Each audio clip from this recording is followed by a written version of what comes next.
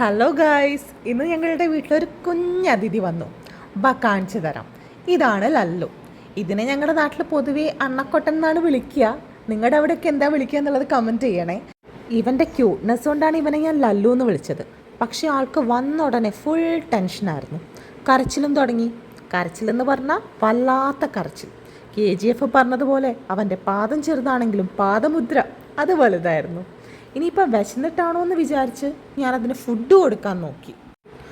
ആളാണെങ്കിൽ നട്ട്സും പാലും ഒന്നും കഴിച്ചില്ല. അവസാനം കുറച്ച് പഴം കൊടുത്തപ്പോൾ അത് മാത്രം കഴിക്കുന്നുണ്ടായിരുന്നു. ഇനിയിപ്പോൾ അവനവൻ്റെ അമ്മേനെ കാണാഞ്ഞിട്ടാണോ കരയുന്നതെന്ന് പേടിച്ചിട്ട് ഞാൻ എൻ്റെ അമ്മയെ വിളിച്ച്. ലല്ലു റെസ്ക്യൂ മിഷൻ അമ്മ ഏറ്റെടുത്തെങ്കിലും അമ്മയ്ക്ക് പിടികൊടുക്കാതെ അവൻ സ്വന്തമായിട്ട് ഇറങ്ങിയങ്ങ് വന്നു. ഇതിപ്പോൾ പണ്ടാരോ പറഞ്ഞ പോലെ അണ്ണാരക്കണ്ണനും തന്നാലായതെന്നാണല്ലോ അല്ലേ? പറഞ്ഞ പോലെ ലല്ലുവിൻ്റെ വഴിക്കും പോയി, ഞാൻ എൻ്റെ വഴിക്കും പോയി. അപ്പം നമുക്ക് അടുത്ത വീഡിയോ കാണാം. Bye guys.